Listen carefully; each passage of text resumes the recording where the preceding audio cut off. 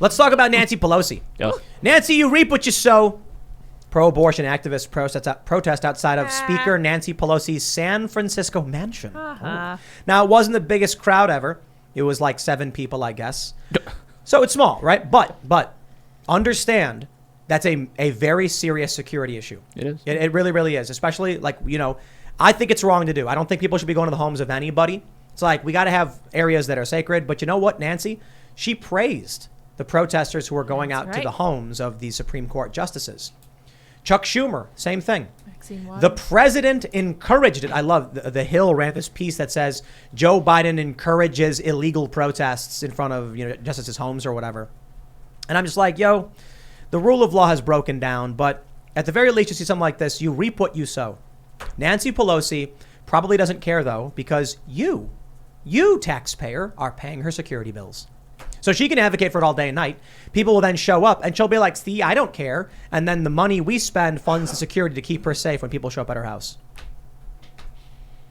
I don't understand why these people are at her house right now. Did she say something that pissed them off? I think she's supporting Henry Cuellar in the district that represents Laredo, Texas, right on the border. He's one of the last pro-life Dems, and I'm sorry, anti-abortion, pro-life Dem, whatever.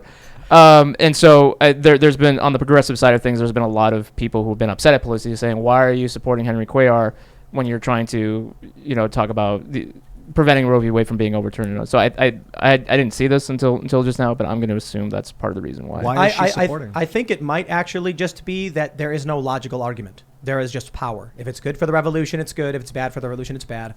And Nancy Pelosi is in a seat of power, and they would prefer one of their political tribesmen or whatever to be in that seat of power. Well, I was just covering a pro-abortion protest in Los Angeles, and this was very far left people, not just mainstream Democrats, and they were pissed at Democrats. They don't view them as technically on their side. The far left. This was the Party for Socialism and Liberation. That was the group that organized it. So we see the fringes, right? The fringes don't view the mainstream political parties as being different. They view them as one and the same. And I'm gonna plug the book here really quick. I talk about that in the book when it comes to Antifa and some of the Chaz occupiers during that time. But to bring it back, I think that's why. Again, I don't know who was there and who organized that, but that could be just another thing too, where they just view the Pelosi being part of the political establishment, and the political establishment's all one and the same. I think there is going to be a reckoning of all reckonings in this country. We have this story from Post Millennial that goes along with this. Glenn Youngkin slammed for lackluster response to protest outside SCOTUS Justice's home. Yeah, Glenn Youngkin said, we're going to do a security perimeter. And everyone's like, 18 USC, blah, blah, blah, whatever, says you can't demonstrate to try and influence a court or a judge or whatever. And they're doing it, and they get away with it. And the media comes out and acts like, egad, the far right has called for the arrest of people who've broken the law. And they got Will Chamberlain, Jack Posobiec, me, and a few other people in this Daily Beast fake news article, where I'm just was it Patrizio? Did he write that? Maybe, I don't know. Yeah. There was a dude from Occupy who tweeted at me, and he was like, 10 years ago, you would have defended this peaceful protest. And I was like, 10 years ago, I filmed people deflating police tires and said, if you do something in public, you get seen doing it. Like, you take responsibility for your actions, and that nonviolent civil disobedience results in you getting arrested. I've always maintained that position. It's like, it's so weird. The far left has gone so far left. They're like, Tim, you would have agreed with our more extreme position. What happened? And I'm like, no, you don't understand. My position hasn't changed. You changed. You used to think we agreed because we did, and then you left and said, why don't you agree with me anymore? I think these people should be arrested. I think the police should walk up, take their hands very slowly, put them in cuffs, bring them in the police van or whatever, take them to the station. They get charged with their little misdemeanor, protest charge. The judge says, don't let me catch you there again. They get a court supervision ruling, which means basically nothing. It means don't go back. And they made their point. They got press, but they got arrested. And then if they go back and get arrested again, they get a harder sentence? Yeah, but it's usually like a weekend. Well, okay. And so the idea is there has to be limitations. We have to say, for these reasons, we have made something illegal. But just because something is law doesn't mean it's right. We talked about that with murder. Many countries with despots were like, the law allows us to do it, and it's wrong. There are many laws that I think are wrong. So what do? Nonviolent civil disobedience. You should get a slap on the wrist. I mean, obviously, depending on the severity, but I mean, like, if someone's going to picket, protest, parade, or otherwise, they shouldn't do it at someone's house. I think that's unethical. I think that's immoral. But if they do, it is also at a judge's house illegal. And we have to have the police say, this is codified law. I don't think these people's lives should be over. I don't think they should get a year in jail. That's the maximum. I think the judge should be like, court supervision. Let me not see you here again. Tim, enforcing the law is insurrection. I'm sorry. Oh, yeah. It's bad for our democracy. I found a good way to change The revolution, you unjust mean? law. It's great. The United States is awesome because of 50 states, 50 different legal systems, kind of. So if it's legal in one state and illegal in the neighboring state, you do it in the legal state, and you communicate with people where it's illegal in the illegal state, and you change their minds while you're doing it where it's legal. And then you have the opportunity to kind of change the law that way without actually having to go disobey directly. This is why I think overturning Roe v. Wade is actually very important. It allows for this decentralized testing pool of law. The 50 states, it's quite brilliant. Each state has jurisdiction over their state to set laws. To a certain degree, I respect Supreme Court precedent on protecting constitutional rights. I think I say to a certain degree because I think they get things wrong sometimes. I think the NFA should never have been allowed. The Supreme Court should have struck all that down. But even Alito was like, there are limitations. No, I'm sorry, not Alito, Scalia. So the idea is Texas has laws. New York has different laws. Eventually, we can actually look at the data and be like, which place is better? Granted, there's different terrain, there's different resources, but allowing people to decide for themselves in their own areas, I think actually would help preserve the union, would help make people live together better. Because, if you're like, I don't want to live in Texas, these laws, I'm going to move somewhere else. Well, New York's awaiting. They're welcome. They're going to welcome you with open arms. Chicago says abortion oasis. If you don't like what Texas or Oklahoma or whatever is doing, you can go right to Illinois. And then you It's get not carjacked. Perhaps. But depending As you're driving in, hold yeah. on. Everywhere outside of Chicago is red. So you can go to a, red area and you're probably going to be fine. Less population dense. I do think there are important distinctions in what should be federally protected across the board, like non-discrimination on the basis of race, sex, national origin, etc., the 1964 Civil Rights Act. I think that makes sense. But here's my favorite point in all of this.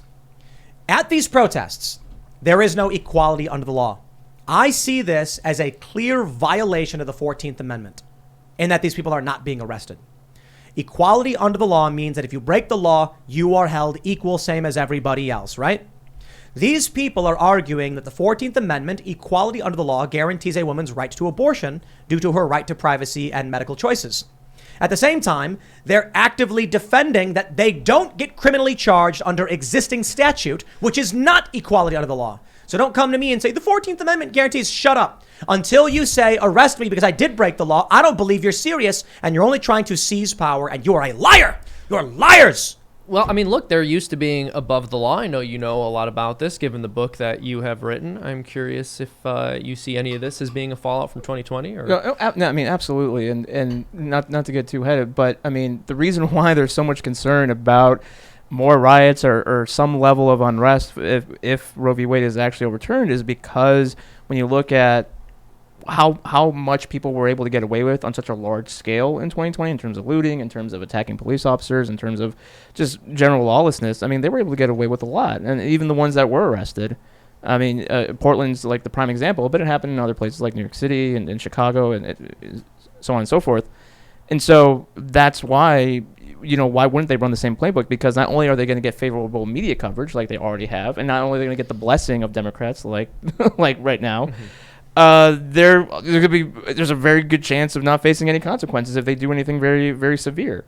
So, I mean, part of the reason for the book is to explain how we got here as a country, and we've lost the plot on just so many things, and we are in such a worse position to be able to confront not even just like issues of racism or abortion, but it's just because people saw violence worked to a degree. It's okay. Well, why not just continue that when we don't get what we want? Yeah. So, what was the most shocking part about the 2020 riots to you, as someone who's done extensive research on this? So, it was my main takeaway was just how fragile society is. And it's pretty fragile. I mean, and when we look at, 2020 was also just such a unique year, right? Because we had the emergence of COVID. We don't know too much about it, and all this panic around it. And then we also had a very heated presidential election, and then there was a spark with George Floyd. So when you get these conditions just right, and that's why since the Derek Chauvin trial, there hasn't been really anything crazy happening, because there have been instances where I thought, oh, a police action that's controversial, maybe I should go to that city, and then nothing happens. But because there needs to be more build-up, kind of, we the country has gone through these cycles of build-up and then rage with, the summer riots in 68, 67. Then we look at Ferguson, and then now with Minneapolis in 2020, 2021.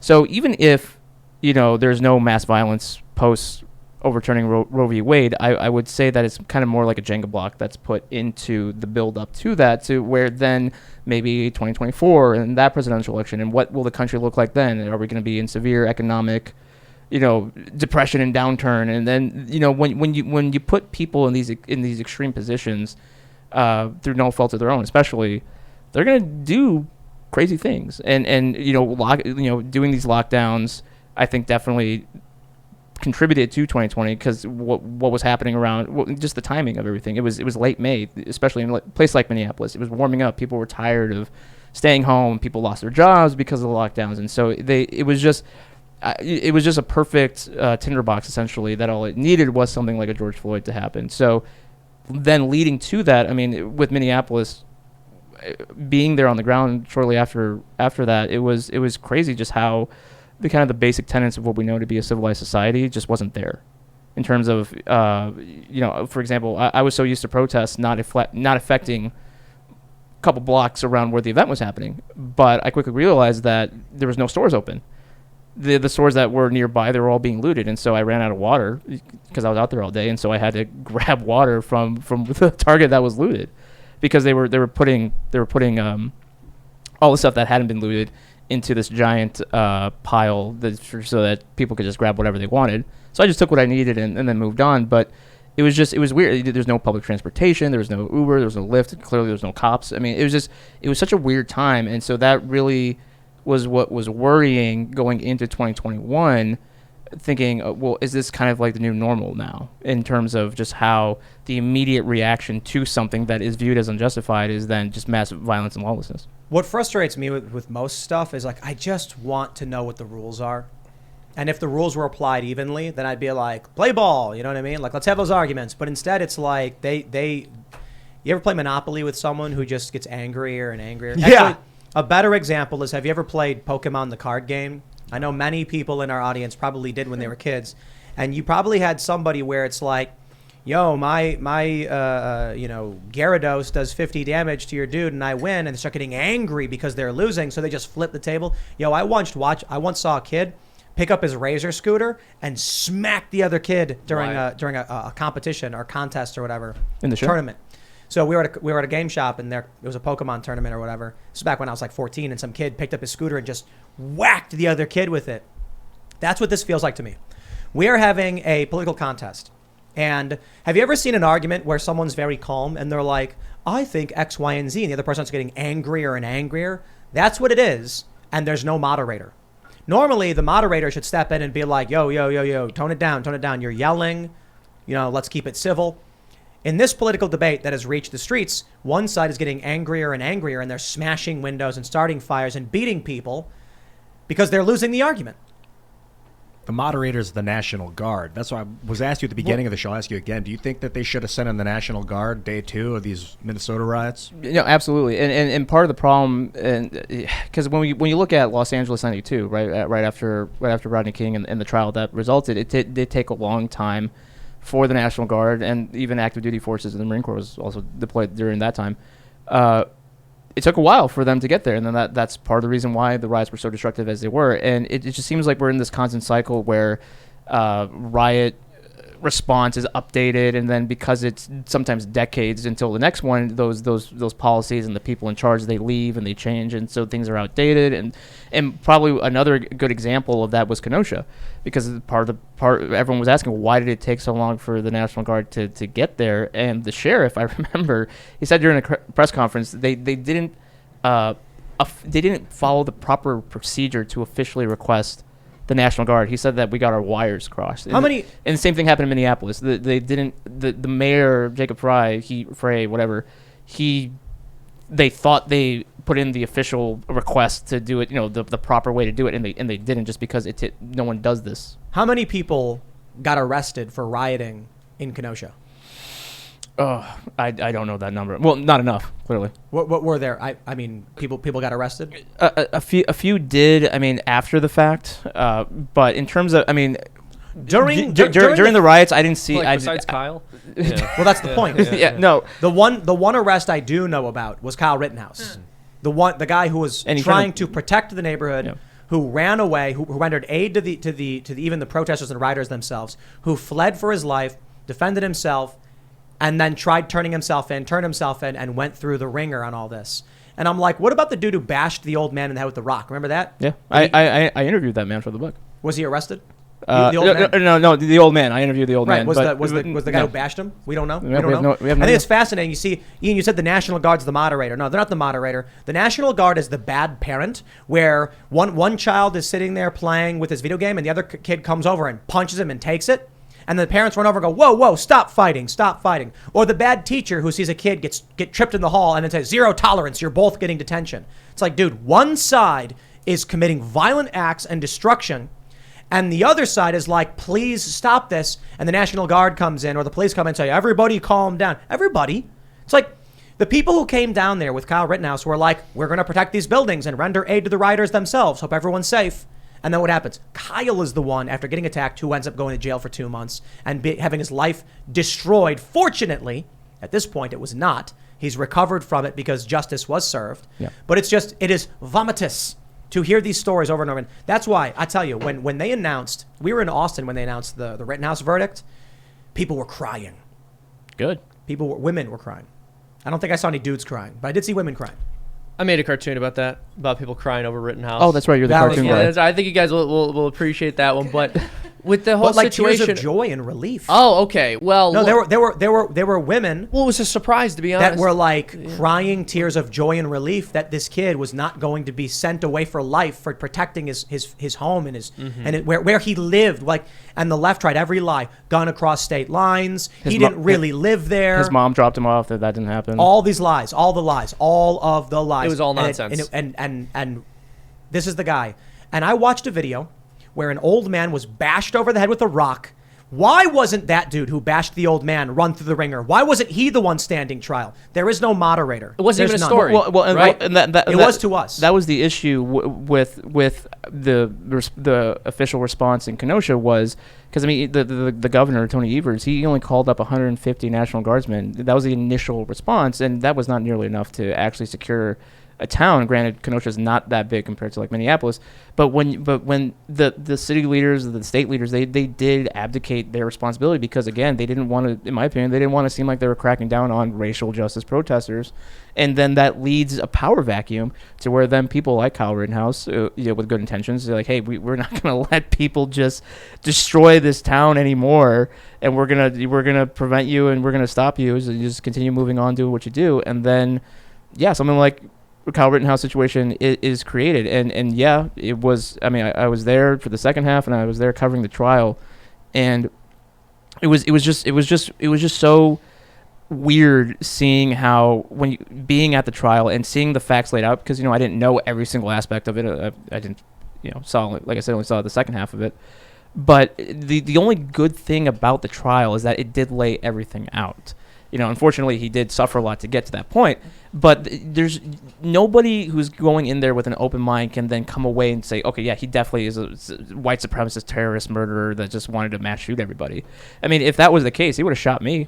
The Daily Beast is now rated as fake news by NewsGuard because they have refused to correct all of the fake news they wrote about Kyle Rittenhouse. Mm-hmm. That's the principal reason why they've been knocked down. I love it, because whenever these Daily Beast writers who just do hit pieces on conservatives or libertarians, I just screen grab the NewsGuard thing and I'm like, let me send that to them.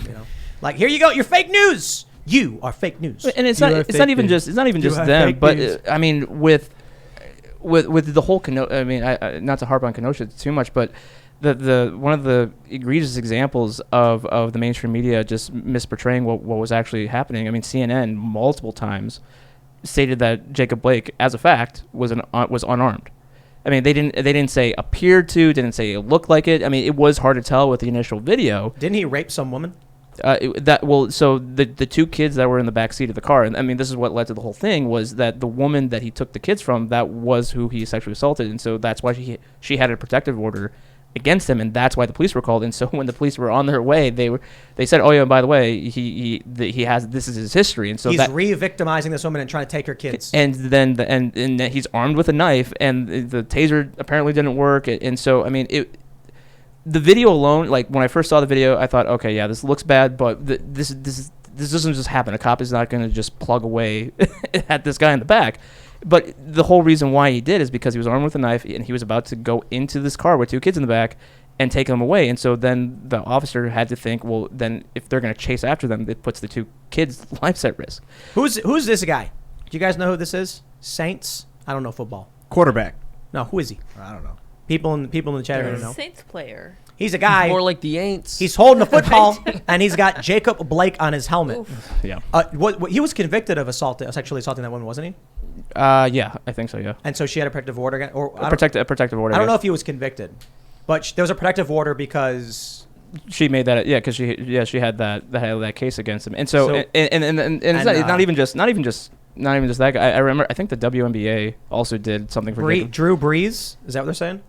Drew Brees. Yeah, it's Saints Yeah. quarterback. Imagine being like a celebrity and putting like Dahmer on your hat or helmet. Kamala Harris visited him in the hospital, Yeah. and he said, "Oh, they're a good family. all women. They're And a good family." Sorry, that's what she said to him too, Tim. What? The laugh. From Wikipedia, it says Blake had a warrant for his arrest from July based on charges 3rd-degree felony sexual assault, trespassing, and disorderly conduct But for domestic abuse. He wasn't convicted. He had a warrant for his arrest. Okay, innocent until proven guilty. But just Believe like all women. imagining a scenario where you're like, I can respect innocent until proven guilty, but the cops did not go there thinking we're gonna attack this unarmed guy. They were like, this is a guy who's wanted for the arrest on felony sexual assault charges. We need to bring him in.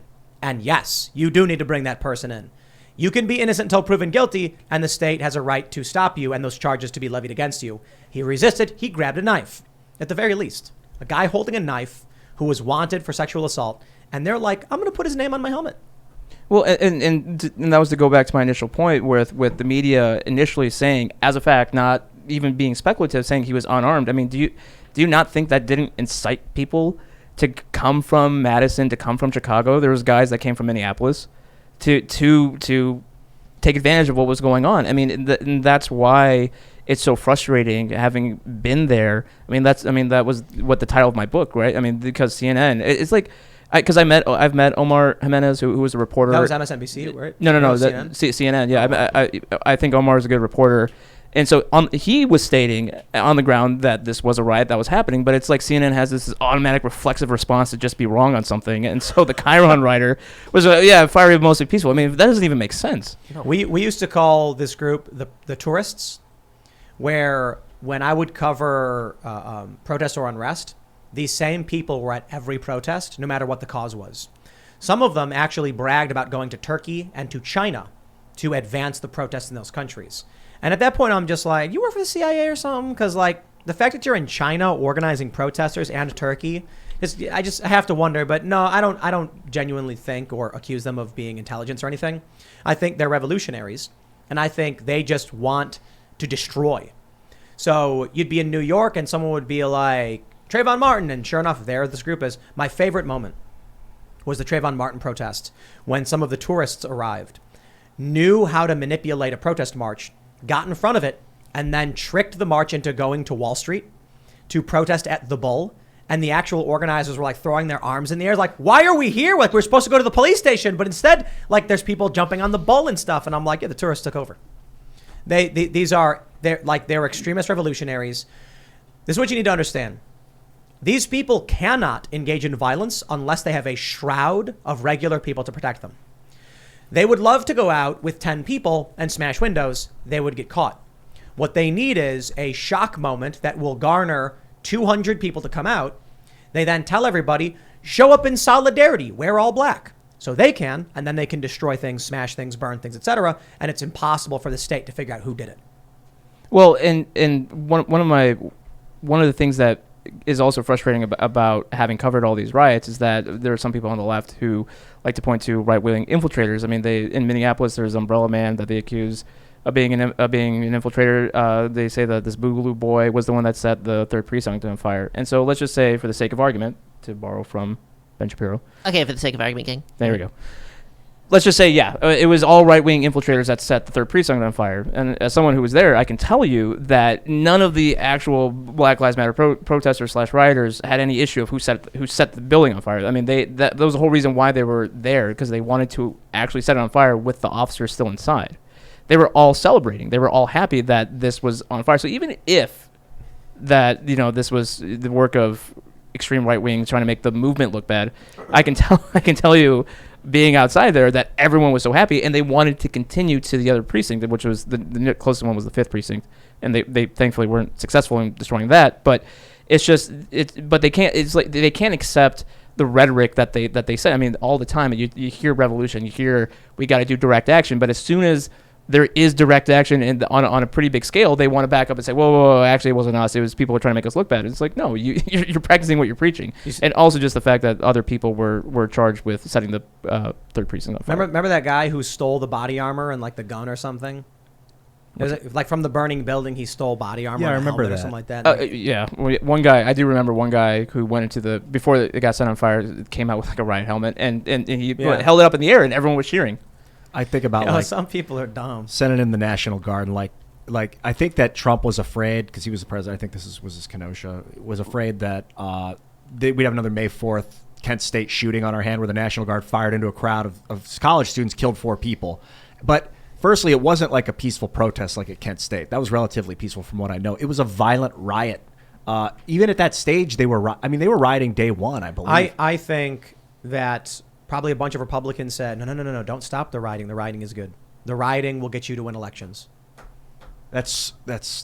I mean, I don't know if that's treason. Look, treason involves another country. No, it's but not that's treason. Like sedition. What would you call that? I'm willing to bet there were, I don't know if they said this to Trump, but I'm willing to bet that there were Republican strategists who are like, the more riots they are, the better our chances come the end of the year.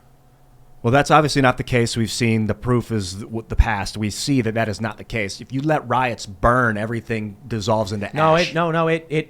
Black Lives Matter, after George Floyd, had its highest approval rating ever in aggregate at 51%, and then it dropped to 9%. I'm getting those numbers wrong. It was like 26 net approval and dropped to like 9% net approval there. Because he didn't stop the riots. He didn't get involved. Because the riots, as soon as they started rioting, public support collapsed. I think it went from like 51% to like 40%. Well, and that part of the problem is just that it just continued happening. I mean, when everything first started, I initially thought that, okay, I'll cover Minneapolis and I'll go home and that'll be it. But then things kept happening. No matter how thin of an excuse that they had, they were going to riot, because that was, and this is what I was saying before, the automatic response. And what really hit me was when I was covering a riot in Wauwatosa, Wisconsin, which is probably about like an hour and a half northwest of Kenosha, where it was a black officer who shot a black teenager who was armed with a gun. He had shot the gun previously. He was pointing the gun at the responding officers, and but this was all pre-George Floyd and pre-COVID, and so that's why no one knew about this. And so since the Milwaukee District Attorney was making a decision whether or not to criminally charge the officer in a post-George Floyd world, that's why there was riots in the first place. But the thing is just that being in that town, I mean, it really looked like my hometown of Wheaton. I mean, it was a Black Lives Matter caravan from Madison that made their way to Wauwatosa, and as soon as they hit the city limits, they started destroying everything in sight, including homes. Thanks for checking out this segment from the Timcast IRL podcast. But if you want to check out the full show live, tune in Monday through Friday at 8 p.m. And if you want more special access content, head over to timcast.com and become a member. Your membership helps sustain this company, keep our journalists employed, makes this show happen, and you will get access to exclusive members-only segments of the Timcast IRL podcast, and there's a massive library to check out. So again, go to timcast.com or tune in Monday through Friday at 8 p.m., and we'll see you all there.